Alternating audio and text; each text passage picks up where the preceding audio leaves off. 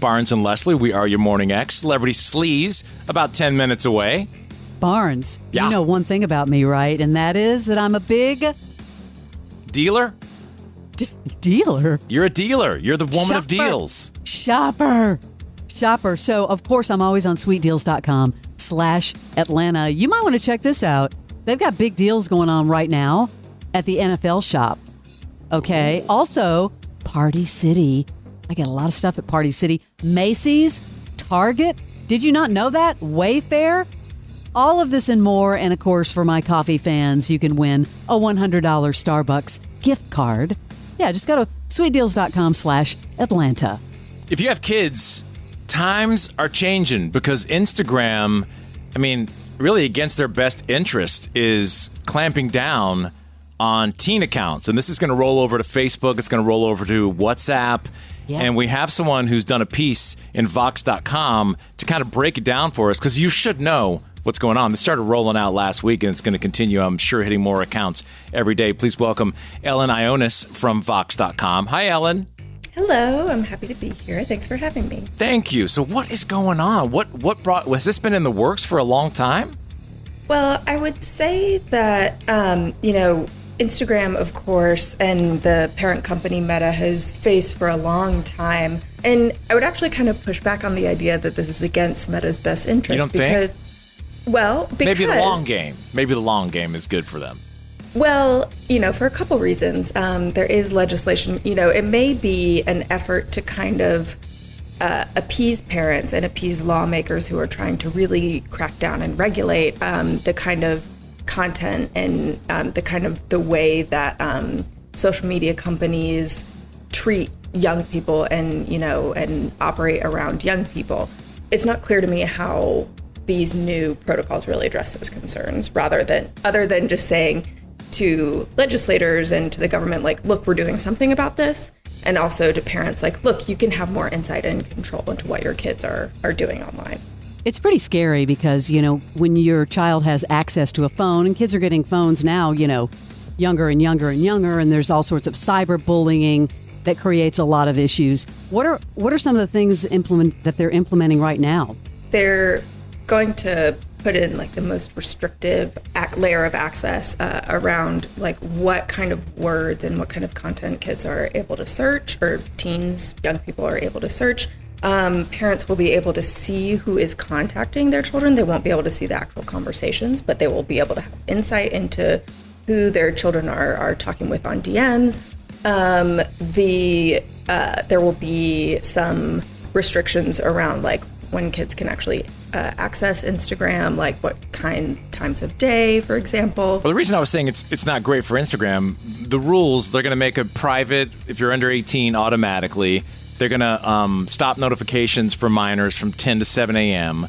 to promote sleep. These are all good things. But as you roll those out, and 95% of people 13 to 17 are on social media, I would say even higher than that, it's just going to push all of them to TikTok. Because I think people, kids at that age, and I've had daughters at that age, they just age out of that window. But still, once you do a rule like that, they're just going to say F it, and they're going to go to TikTok or Snapchat, where they already are communicating anyway. So it's almost like a social media double life. Of course, they have the Instagram and the Facebook, but they really don't use it that much. They do all their undercover on Snapchat or on TikTok. That's the reality. I mean, I think so. Of course, teens do not use Facebook. Right. Like, that's not cool. But, teens do use Instagram to talk to their friends, to interact with people a lot. Don't forget that TikTok is also under fire right now, too. TikTok is under fire. Yeah, then they're really in trouble if that goes away. Right, exactly. So am I, by the way, in trouble if that goes away. I mean, these are all these social media companies, and I know like Snap is really trying to rebrand itself right now, and teens do still use it, but it's not. The other thing is like teenagers are also going to find ways around these regulations. Like teens have done that since time immemorial, since there was even a class of human beings considered to be teenagers. Like they've figured out ways around regulations. So I think we're going to be seeing a lot of that. Like, I don't think that it's going to stop teens from using Instagram. We're talking to Ellen Ionis from Vox.com. Vox.com on the new Instagram teen accounts. Now, I know this just started. Do you think like 6 months from now, there's going to be a report on how effective all of this is?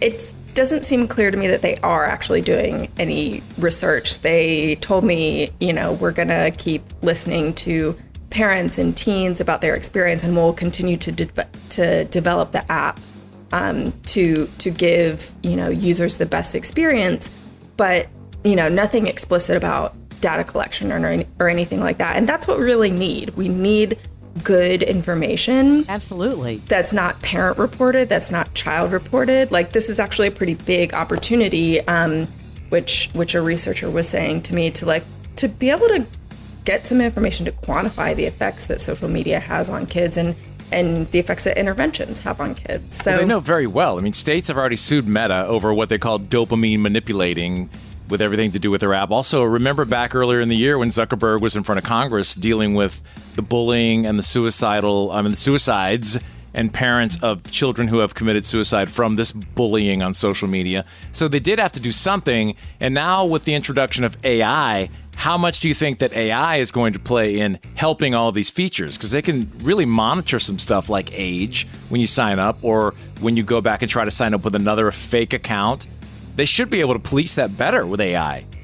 They should. And, that's not something that's been very clear to me about, what the role of AI is going to be. And, the other thing that matters here is there's not like a clear mechanism for kids to, report like, oh, this creepy person is talking to me, or like I'm seeing content that I don't like that makes me feel bad. But the two things that I saw for AI that I think are good is the system to detect teens lying about their age, but also photo features for the teens making fake accounts when they upload a photo, and AI can, basically process that and give an approximate age in the system so they're making it with a lot of hurdles to try and get over to make an account. You can't even have an account unless you're 13 or over anyway.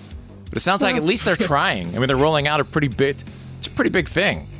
I mean, I think they are trying, but I think they are Sounds like you just think that they're going through the motions, is what it seems like. That's what it sort of sounds like. I hate to say that. I didn't feel that way. I mean, they're actually implementing these things. How much can they do to control a kid that's being deceitful?